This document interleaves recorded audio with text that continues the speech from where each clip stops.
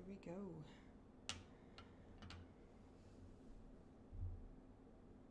Is that all? I think that's all.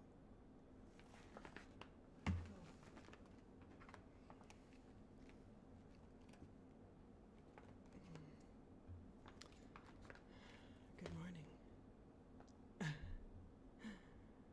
don't know if y'all can tell, but it's been a night and a morning.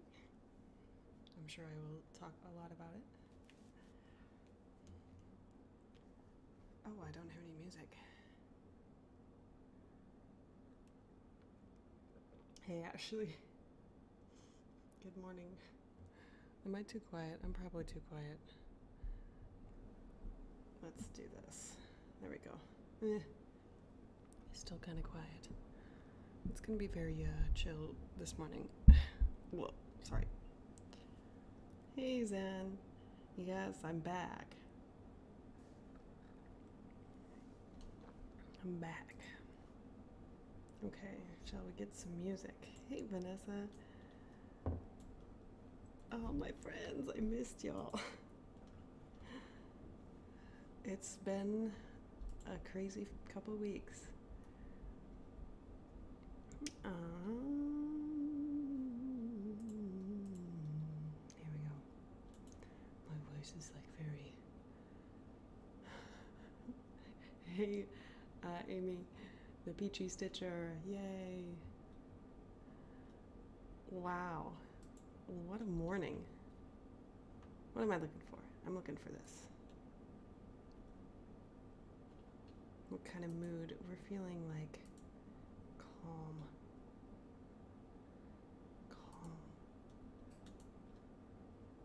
Do they have any new... Ooh, here's a 23-minute song. I think that's... we'll see. Whoa! It's loud in my headphones, but it's probably not too loud for you. There we go. I almost forgot how to do this, you guys. Oh, you can't hear it.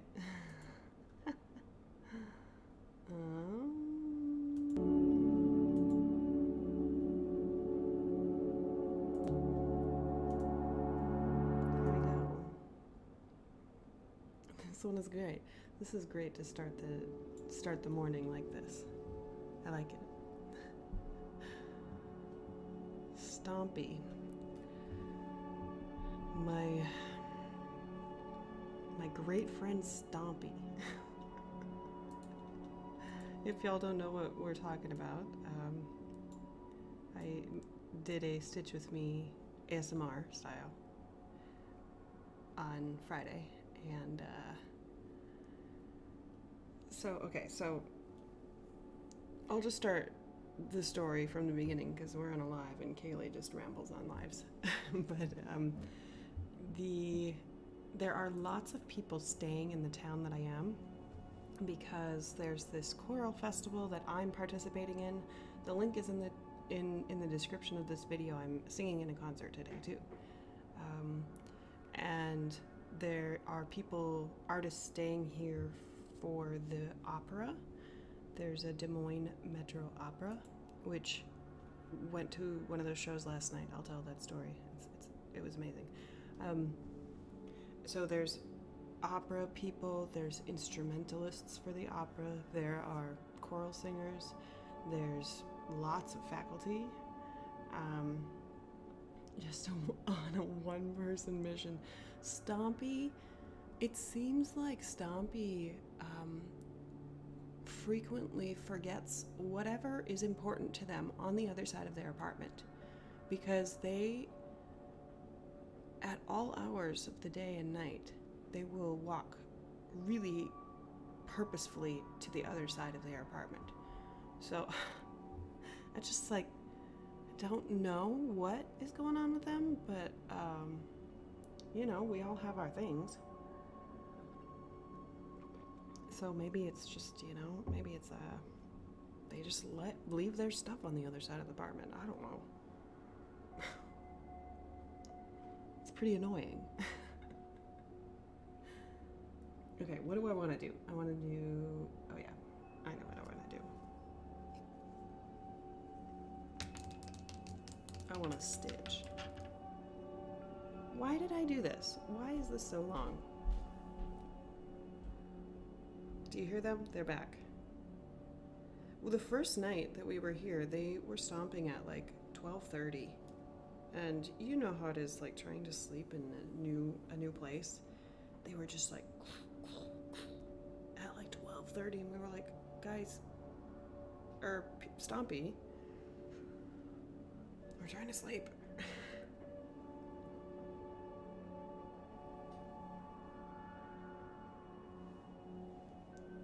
I feel like you don't really think about how people walk until you live underneath them. Like, definitely a heel walker. Which is just fabulous. Okay.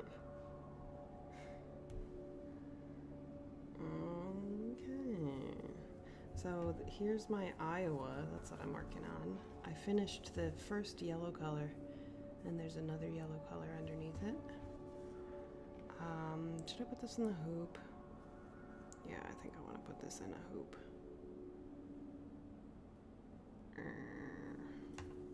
But my other project is on the hoop. Yeah, we'll take it off. I was working on the beach again. Oh, well, this is fun. You know when you just leave your needle just poking through the fabric? You know, as one does.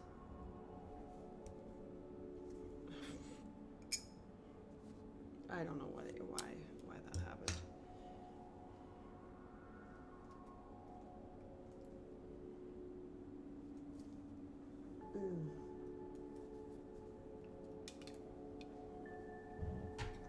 Hold, please. Now you get to watch me struggle. Hello, Monica. Barcelona. I don't speak Spanish. I'm sorry. If any of you speak Spanish, you know, that's one thing that I was a little embarrassed by, because a lot of my students were Hispanic and native Spanish speakers, and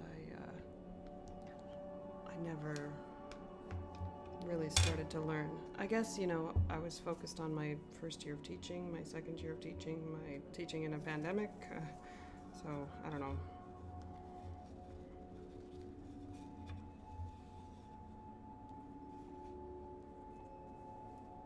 Now that I've rolled this up, now it's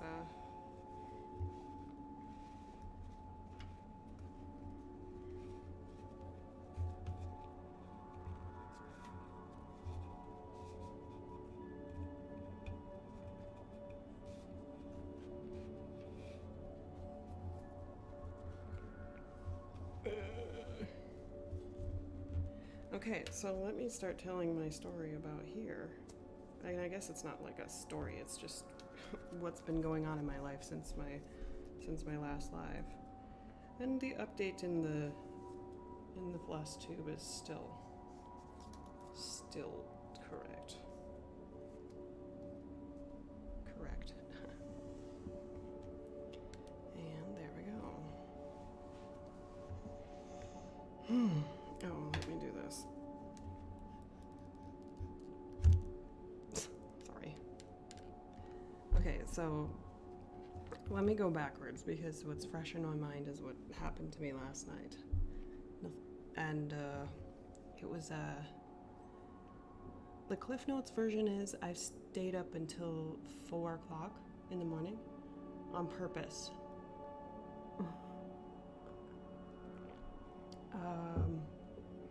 And here's the long version. So the opera,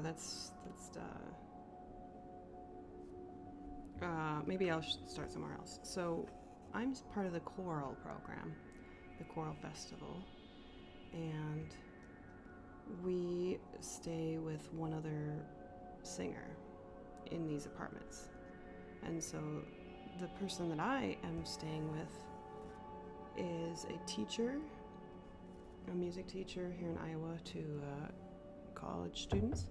Let me put my copy over there. But also like has lots of connections, is very active in the music scene in this area of the country and further. And so they know the director of the orchestra for the opera that was being put on last night. And how's my balance? Am I talking too quietly? Can you hear me well enough? So they were putting on this show called Fellow Travelers, which I might need to grab my program and tell you a little bit more about it. Calves. Yep. Yeah, English is very dumb.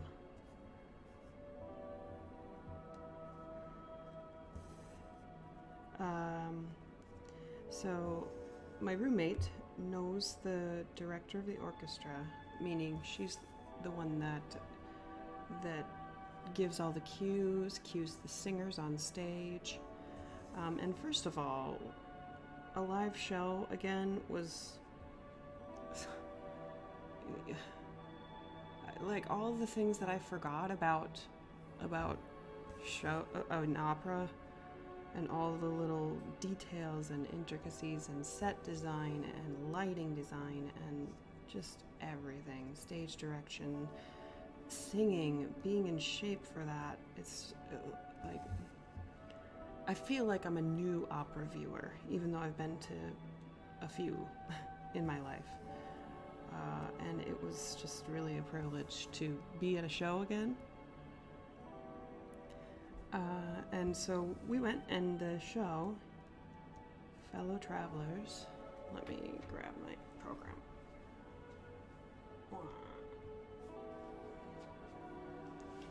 It's about, well, it's based on a novel.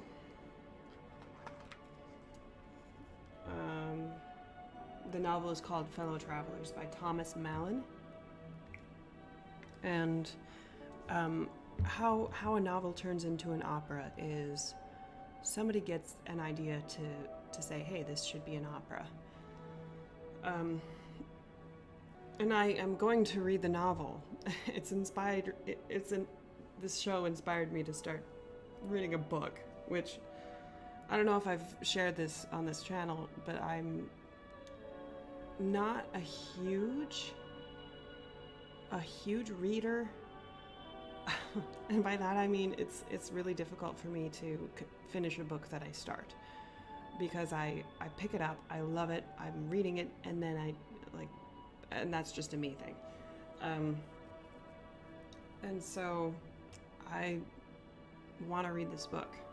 It was such a powerful emotional performance, and I'm sure there's a lot more historical things in the book, in the novel, than there are in the show. So how how a opera becomes an opera, how a novel becomes an opera. So you have one or two people that say, ooh, this would make a great opera. And then somebody says, sure, I'll write a condensed version of the novel, and that's called the libretto, which is the words that the singers will sing on stage or speak. So same thing in musical theater. It's like you usually have somebody writing the music and then somebody writing the script. And so that happened. Two people said this should be a opera. So somebody writes the libretto. Usually the libretto is written first or at the same time as the music. And it was being workshopped in Cincinnati, I believe at Cincinnati Opera. That's where it was premiered in 2016. And the book is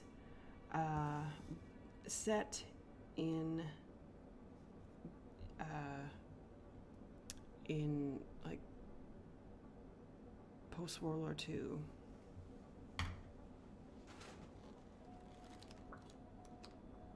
In 1957. Oh wait, yeah.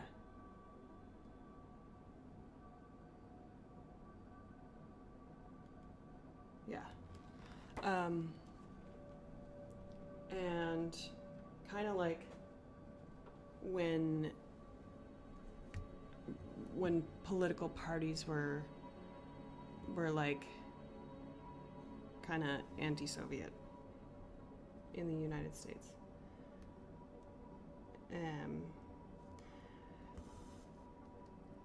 So, disclaimer, I love history, but I have not loved history my whole life, so I'm still struggling with it. So I encourage you to go look up the novel or the opera and just read a synopsis. So it's set in the 50s and follows a young reporter, and he meets somebody who works in the State Department, and they start a relationship. And because they're both men, it was very unacceptable at that time. And the author was there at the performance last night, and he talked about just mentioned that it is still in the 50s, homosexuality was still a mental illness in the psychology book. Just like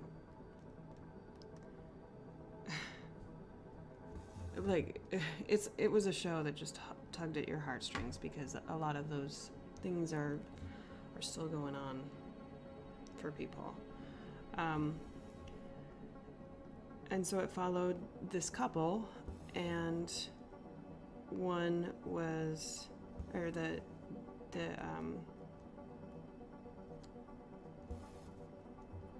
what am I trying to say?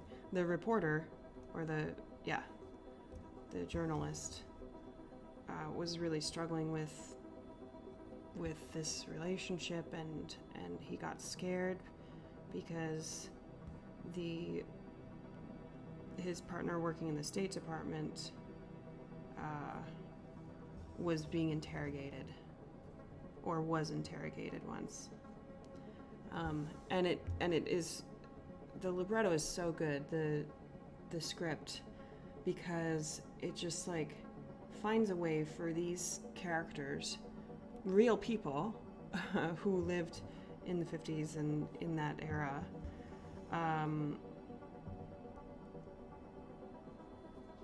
it makes them so real. And that's partly the libretto and partly the actors. Yeah, Vanessa, it's really ridiculous. Or that it's a choice, right? But the actors as well, the singers.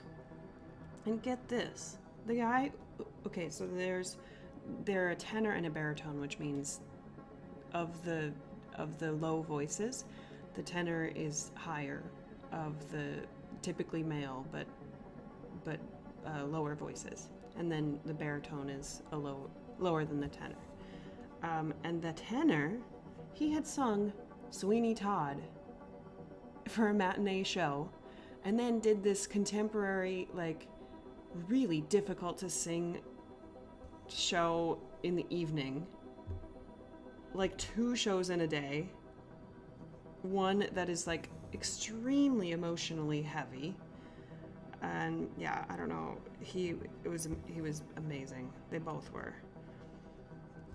Yeah, it was really, really great, wonderful. I was crying the whole time. And so, as I mentioned, there was like a talk after the show, which was like 11:30 at night, which I usually don't stay up that late. Yeah, and it had the author, it had the original set designer for when the show was premiered, it had the composer, the two main actors, singers on stage, and the current stage director, and the conductor, who is colleagues with my roommate. So we went backstage after that talk, and the conductor, she's, oh my gosh, talk about like meeting a human that you just like immediately love. She was so funny. She was like, did I sound really stupid when I was talking, when I did my answer? Because they had, you know, the panel that was answering questions. And we were like, no, you sounded great. Oh, and she was such a good time. And then she was like, I need a drink. So that was in Des Moines, and where we're staying is south of Des Moines, Indianola. And so we decided to meet at this bar in Indianola, and we're just, it was really amazing, Vanessa. We sat and waited there for a long time, and we were like, where is she? And the donor party after reception like had kind of confusing parking instructions, and so she almost got her car towed at 1 a.m. in Des Moines. Like, guys, what are we doing in Des Moines that we need to tow people's cars on a Saturday night? Whatever. Anyway, whatever. But she almost got her car towed, paid the guy off, instead of paying, a lot more later. And then met us at that bar where shortly before she had arrived, we were sitting there, and this stranger comes up to me and she gets in my ear. Oh my goodness, this is really funny. She was like, I don't know why, but right now I just really want to lick a stranger's face.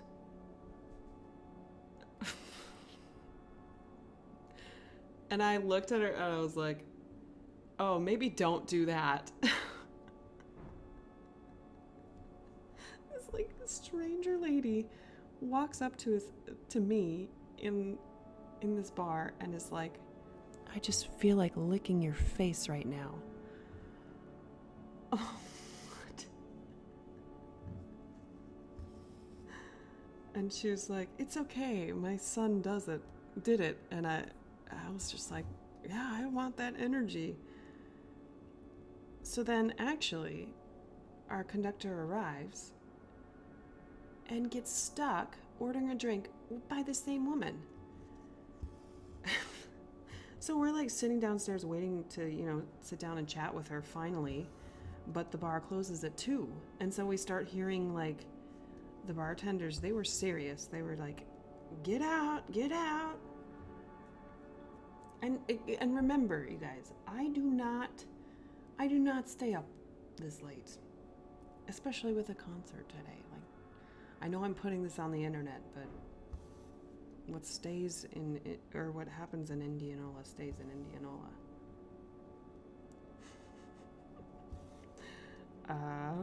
Like staying up way later than you should on a concert night. It's okay, it'll be fine. So the bar closed at 2, and she had just only had one drink, and so she was like, I still feel it. Because, and part of it is, imagine like you've worked a week straight, like without relaxing in between, and then you need to relax. That's kind of what a show is like, because you have dress rehearsals, you have rehearsals during the day, you're score studying, you're making sure that you know all the cues for her. If you're a singer, you're like resting your voice, you're not being hard on your voice and whatnot. And so yeah, it was she needed a release, and the bartenders in Indianola were like, no, get out, we're done. Oh, did we finally finish our song? Yeah, we did. 25 minutes. Okay, let me find another one. drifting at 432 hertz. That was the yeah, so we closed, and we closed out the bar, and then we came. She was like, let me drive you back to your apartment, and it's literally like 3 blocks. And so she went and got her puppy, and we just sat and talked for another couple hours until like 4, which was amazing. It was so fun, especially when you've just watched this really emotional, tug at your heartstrings show, and this person helped create that emotion, because the conductor is like in charge of basically everything except like the production side of things, like the lights and whatnot, but they determine the timing of the show. The conductor's the one, hey Kim, the conductor is the one who has to pause if there's applause, or has to wait on a cue if the audience is laughing, or if the singer has a really hard entrance, they have to cue exactly so that the singer knows where to come in. And it's a big responsibility, but also a great way to like just know everything about the show. Yeah, it was really amazing. I forgot how awesome it is to be at an opera again.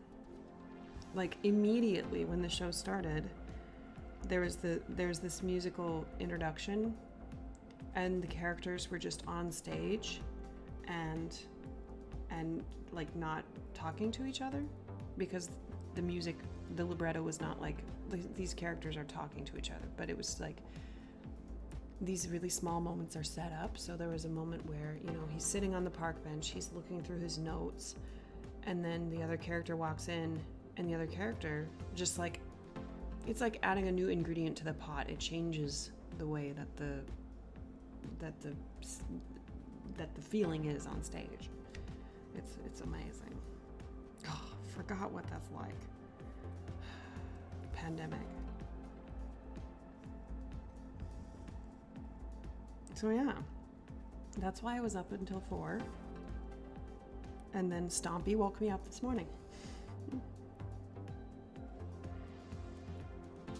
Stompy.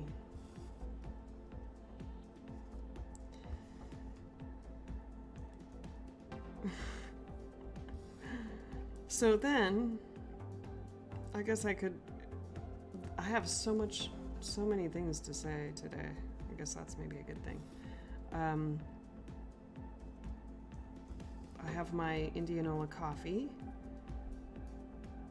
Get anchored. And I feel anchored in my voice. It's very low today.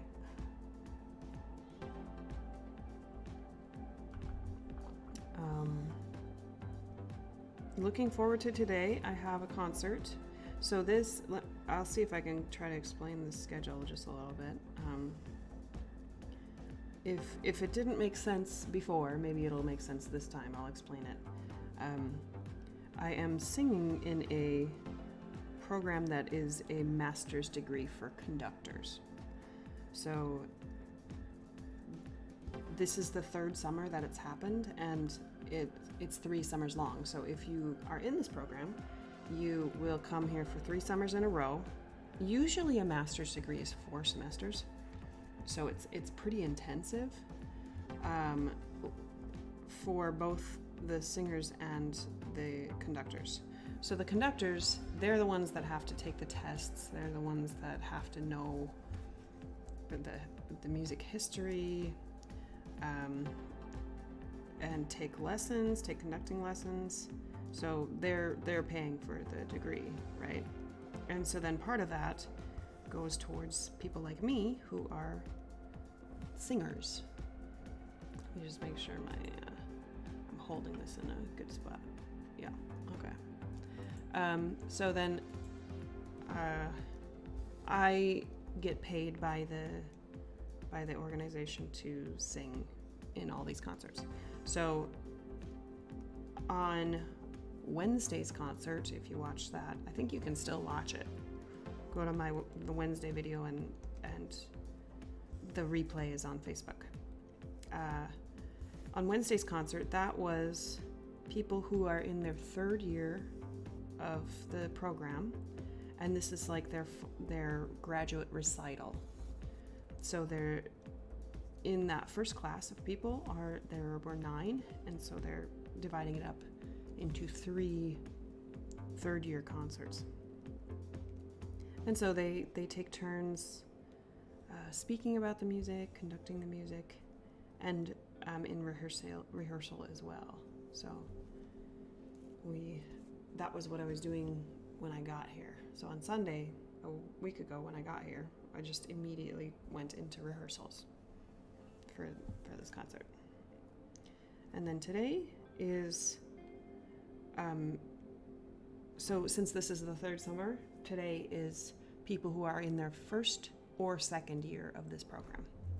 So and I have done this program for 3 years now, so I've been in it from the beginning. Oh no, we have not.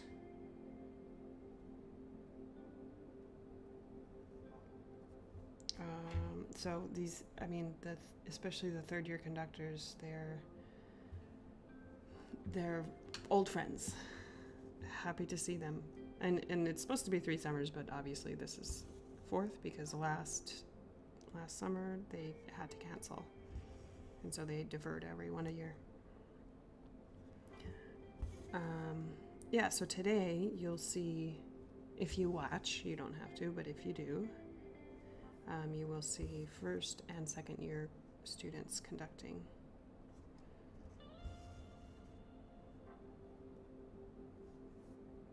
And there is a link to the program on the event page. I wonder if it's already there. Let's see. What is today? Is it the 18th? Yeah, the program is there. There's a link. Vital Whales. What a great song.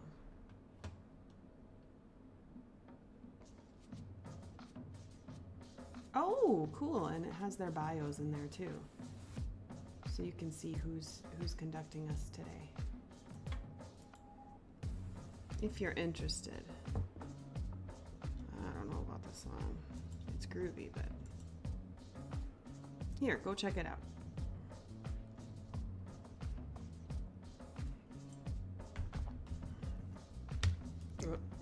What's very nice about this schedule is that they schedule it in such a way that we're not in any extra rehearsals. Yay, Vanessa. So we're not scheduled for anything except the concert today, which vocally is very good, so that you don't have a rehearsal and then you're burnt out for the concert. I was talking with my roommate last night, like, pandemic kind of made me forget how to sing. Like, with other humans. It's like, how do I interact with these people as I'm singing? And I'm getting lots of very quick reminders, because it was like, okay, sit down in rehearsal. Okay, 3 days later, you're in a concert with this music, and it's not like a small amount of music. It's a lot of singing, and so, like, the singers who are already here, they've been going for 3 weeks, so, you know, maybe I'm just a little bit behind. Why is this one so loud? Oh, and we've definitely heard this before. I'm gonna switch to a new page and see if we can get some new content here. How about Seaside Piazza?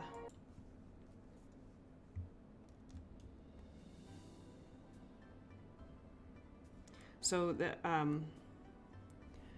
maybe what I mean by like I forgot how to sing is, first of all, just singing with people is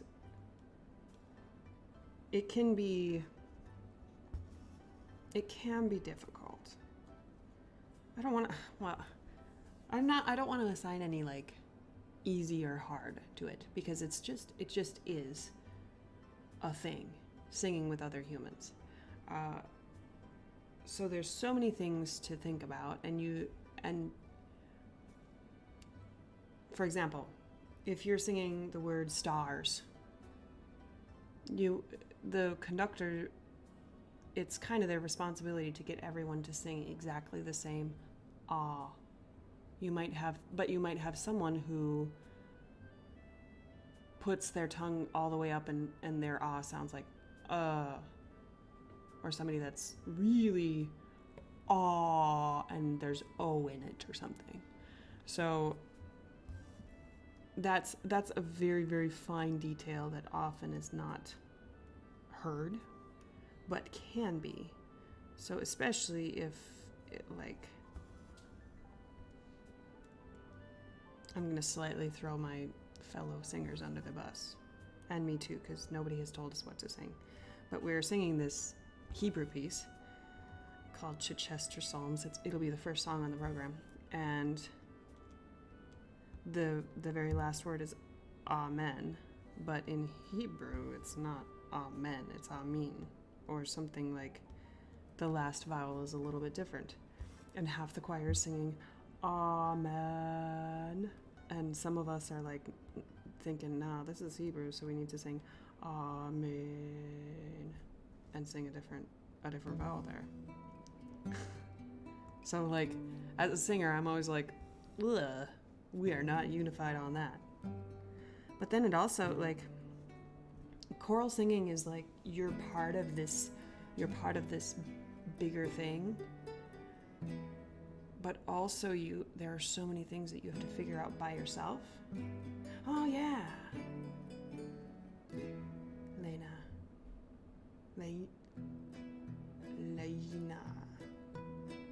Am I saying your name correctly? Yeah, and which, like, so the composer of that piece is American, but he was Jewish, and he was such a brilliant musical mind. Leonard Bernstein is his name. He wrote West Side Story, if you know that musical / opera, and Candide. But he was meticulous. He was a meticulous musician. There's some really good talks from him on YouTube about like music education.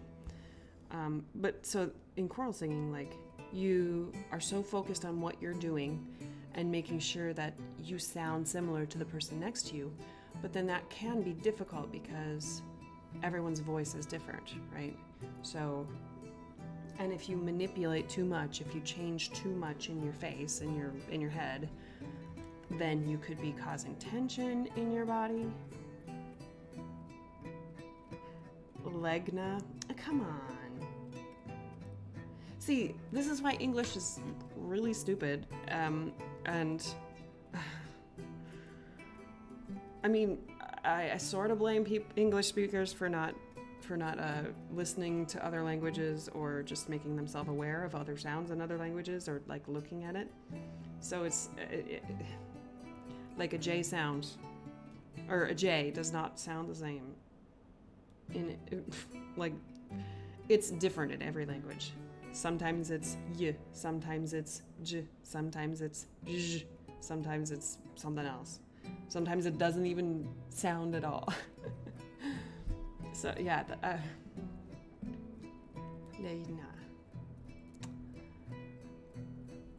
I hope that I'm giving you a little bit of hope that we can do better as humans to pronounce people's names correctly and be aware of their languages.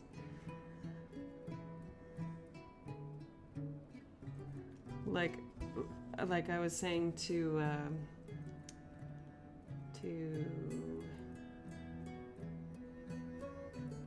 Monica,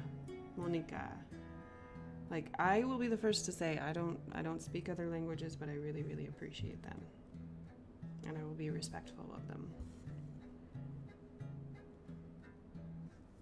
and also be in awe of people who are bilingual or trilingual or multilingual, like my students. Like, those kids are amazing.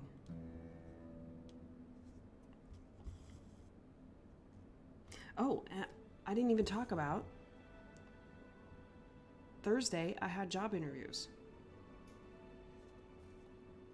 They went well, and I will probably hear next week.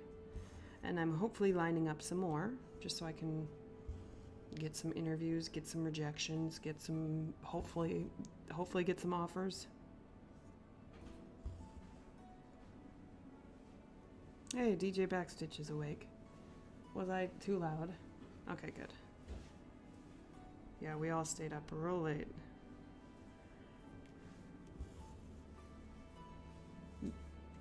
Yeah, gee.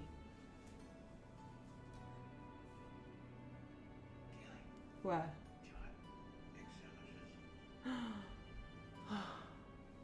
He just asked oh, yeah.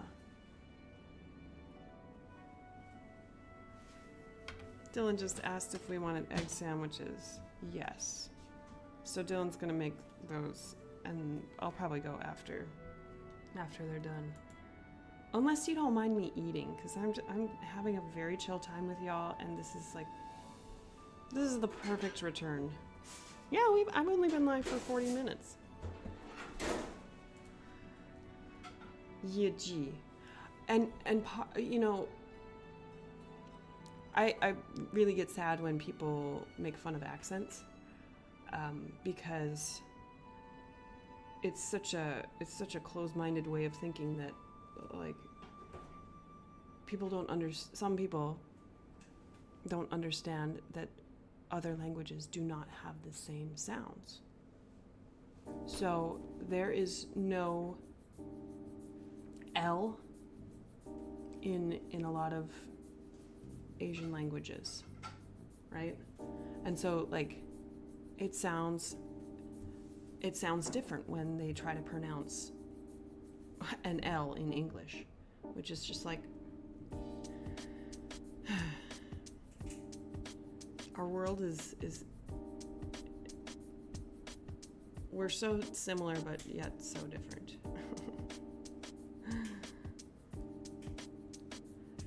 It makes me really sad also when my clearly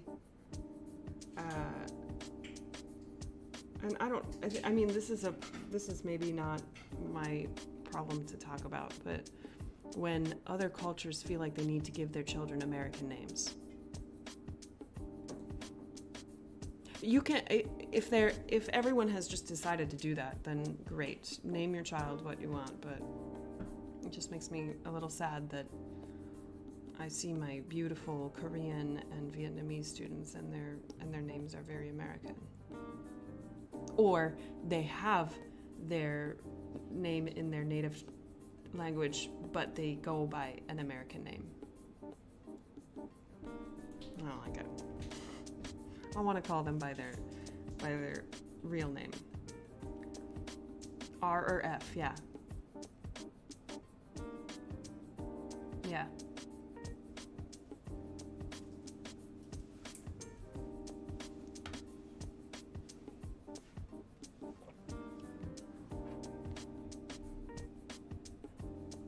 I wonder if Face Licker last night would enjoy this conversation. She didn't actually lick my face, let me be clear. Let me be very clear. She did not lick my face, but she was very close to my face. And I was a little worried. Oh, your son is so cute, Amy. I love seeing him on your stories. Oh, come on. Kevin. Seems like that's the first one that people go for. Kevin. I definitely had some students named Kevin. It is DJ Backstitch. Too bad his middle name does not start with a J.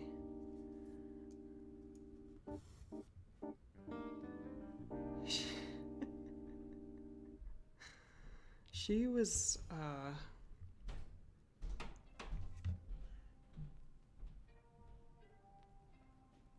hey Stompy. She was, vibing for real.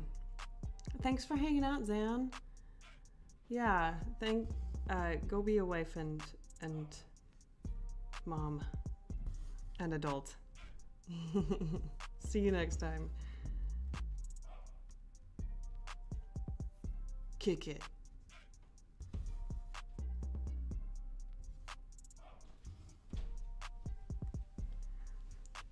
It seems like Stompy finds like the spot in the floor that will crack the loudest right above our bed. Cause like I'm like trying to sleep, you know, in a bed that's not my own and not, I mean, I don't even have a bed now. Cause we kind of threw away our bed in California. So I'm getting a new bed. But anyway, it's not the most comfortable mattress, or my body just needs to get used to it. But so I'm like tossing and turning a little bit more than I would like to, but such is life in a unfamiliar place. We were talking about that last night. How do people just commute for a living, like live in hotels or something? Like our roommate told us about this artist that just always was commuting to gigs. So she didn't have an address. She like wrote down her parents' address for mail and stuff, but she would just fly from gig to gig and live in a hotel. It's like, that's, I can't imagine. You know how like it is to just go to your own bed and sleep in your own bed after you've been somewhere else? Well, I haven't been stitching very much, but this has been just great catching up. My stitching has not been like a lot every day because I've got a good routine here, y'all. I get up, have my coffee, stitch a little, stitch a little, stitch a little. Sorry. And then go to do yoga, which I hadn't been keeping up with, and now I am, which is great. And then warm up my voice, play a little piano, chill out before rehearsal, go to rehearsal at 3:30, eat at 6, another rehearsal at 7 o'clock, and that's my day. So I usually am not stitching more than 200 stitches a day, which is not a lot. It's not like my normal, but who cares? I used to feel really guilty about not stitching, and then I'm like, why? Stop that. 1, 2, 3, 4, 5. I suppose I could use the other one. I have 2 markers, y'all. I have, oh, they're different. They're definitely different brands, but one has a really fine tip. How about I oh, I could show you in this one. One has a really fine tip. Yet on my 40 count, it still like bleeds really bad. And then the other one has a kind of fine tip, but I've had it for a little while, so it's a little bit thicker. All Amazon purchases.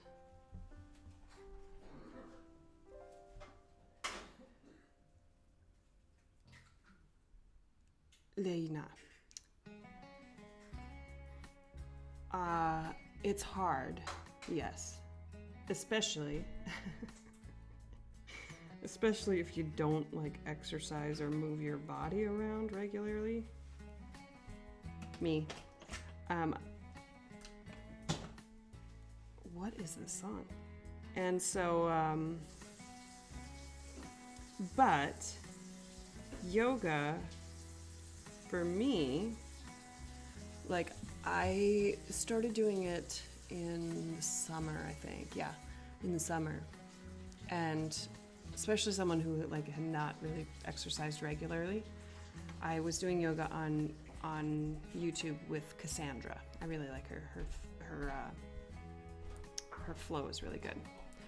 And in general, I felt like my chest was more open because some of the really flowy things that they do like in yoga is like they bring the arms up, breathe in, keep the sternum up, and then dive.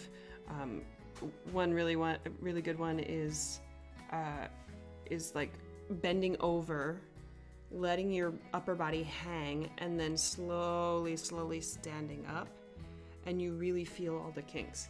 And there are very, very easy variations of some of the poses. So, and also if you're not flexible, it's like, who cares?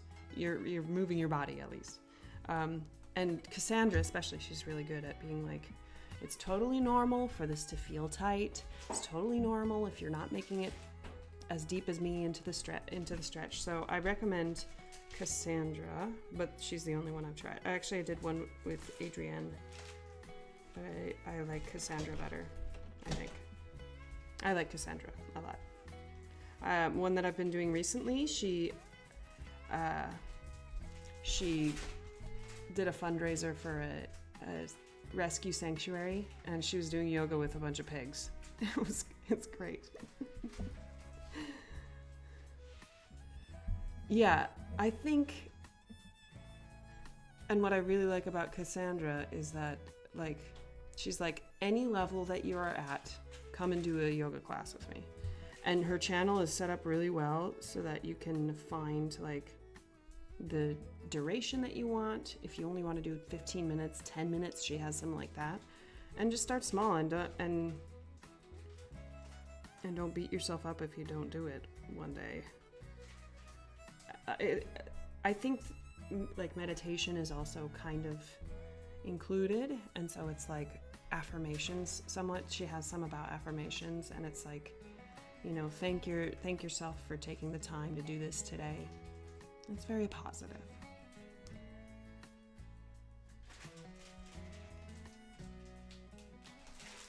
Am I even gridding right? I probably shouldn't grid on the live stream. That's kind of scary. I need more coffee. I'll be right back.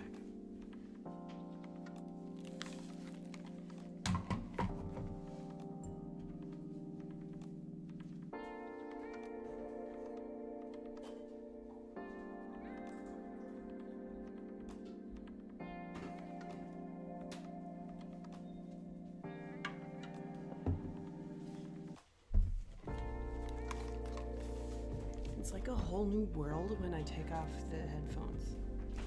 Oh, you can see me in the mirror. Getting my coffee. That's funny. Like when I take off the headphones and the music is no longer playing, it's like, whoa. So thanks for being my new world. Cheers.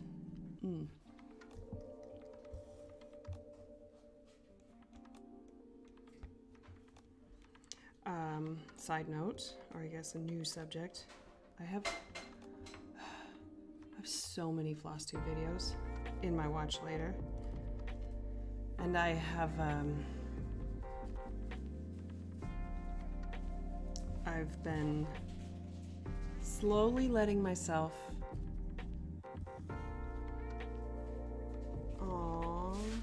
lovely little lotus yoga. That sounds really good, Vanessa.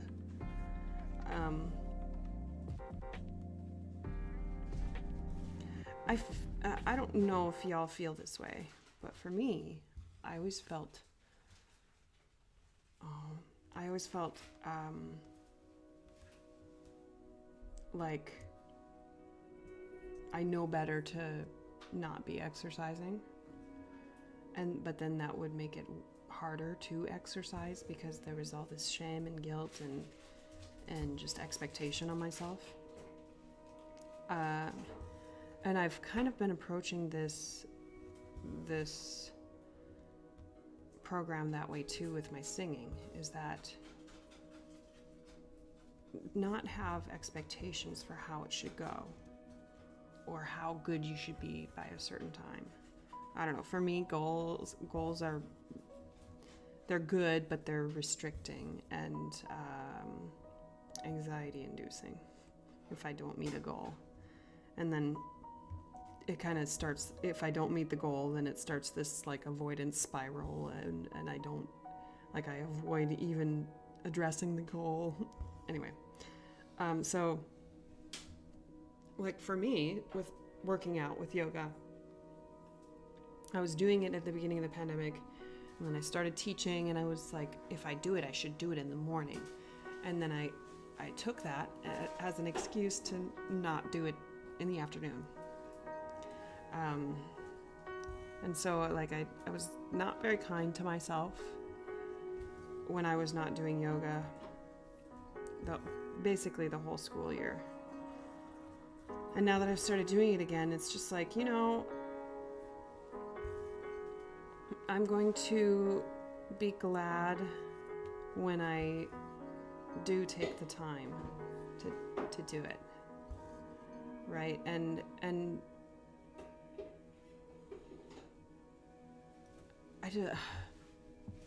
I spent a lot of my life just like feeling like I failed meeting expectations that I had set for myself, that I thought other people set for me. And I just like I don't want to do that. I don't want to feel like I'm always failing, you know? And just like feel like I've accomplished something.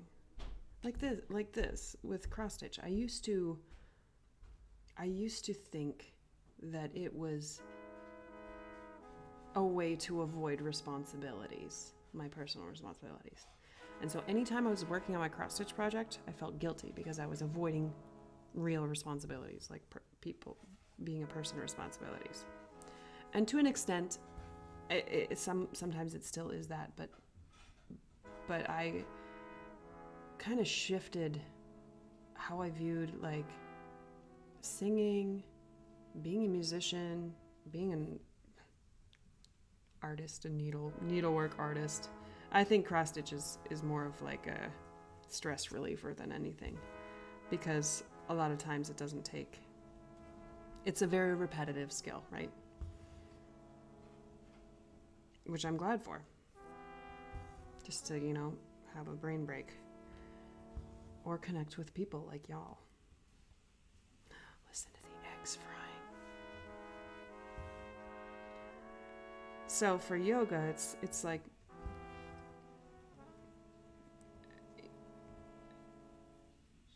acknowledging that it's difficult for you is the first step. Like, I still am very inflexible. I feel really, I'm like, wow, I've been sort of practicing yoga for a week now, and my downward dog is still like very inflexible. My knees are bent. And what I like about Cassandra is that often when you go into a flexibility pose, she's like, it's totally normal for you to feel really, really tight. And there's no shame attached to it. It's just, yep, that's what your body is doing right now. So don't attach any positive or negative to it. It just is. Which is a very, especially in American society, I feel like letting things just be what they are is difficult, because it's like, well, is it bad? I need to make it better. Is it good? Okay, I need to keep it there. There's always like, it's good that you are flexible. No, it just is. That's just your body and what it's been going through.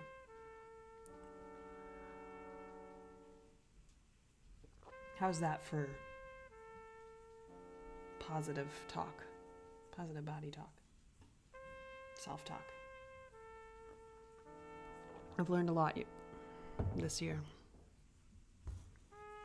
So then for singing,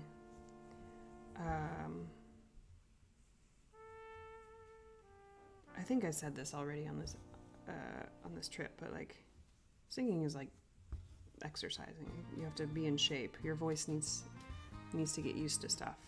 And so while I was teaching, I wasn't practicing regularly. I wasn't singing regularly. I had sort of relied on singing in a church job to do that, keep my voice singing. And I was not singing in that church job during the pandemic, so I was focusing on other things, And now, I'm still getting back into shape. I'm not pushing it. I'm not trying to sing as much as I can. I am just acknowledging, hey, I feel a little tired, so I'm gonna just stop singing. Even if I feel like I should keep going because I'm obligated to learn the songs, there are other ways for me to practice this music, like just listen to it or say the words and something like that. And just really following what my body's telling me. Because before I sometimes wouldn't do that and it would be a little unhealthy. And I would blow out, not like I did this on the regular, but I would kind of blow out my voice a little bit on some things.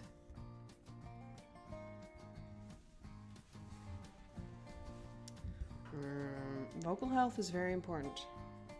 Especially so I'm very lucky to be at a point in my musical development. Whatever.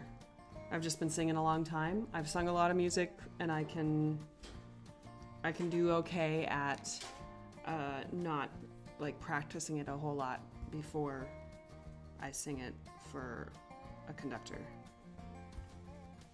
And then on some stuff is kind of repetitive, so I just I don't need to practice every single song because I trust my sight reading. And I've done listening of the pieces and whatnot. Watch, my boss watches this and is like, oh, Kaylee's been so unprepared. Just kidding. Y'all are still a secret. I haven't really told anyone here that I have a YouTube channel. And I think I'm gonna keep it that way. Y'all are my little secret. Unless everyone who watches the live stream of the concert is like, hey, that's my friend Kaylee, she cross stitches. Then maybe people will know. But I don't know why, it just kind of feels like a little fun to maybe have a secret.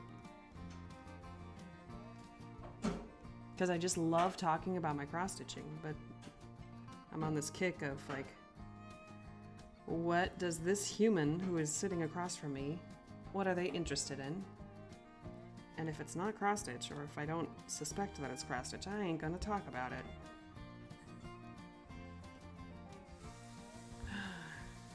The sandwiches are done. I'm really excited. Oh, we've been live for an hour. I suppose I can wrap up. Because I'm gonna go eat a sandwich. And warm up my voice a little bit. Not speak so low.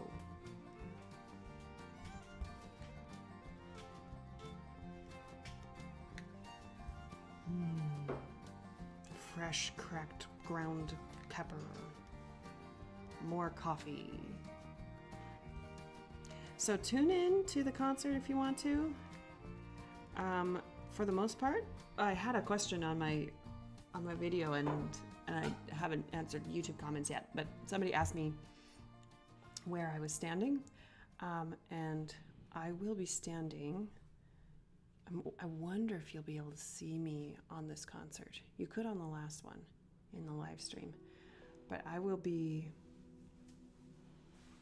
if you're looking at the choir, I will be like right to the left of the conductor probably. And I'm on the end of the sopranos and altos, or the people who look like girls, in the back row. So there's 2 rows of women, and I'm on the back, closest to the middle. But then sometimes we might move around, so I might be somewhere else. So if you want to. I will enjoy my sandwich. It looks really good. It's right there. Oh, it looks so good. All right, y'all. Thanks for hanging out. I missed this. I didn't, and until I started doing it, I'm like, I didn't know. But now I know that I missed this, and I will be happy to do it again next week.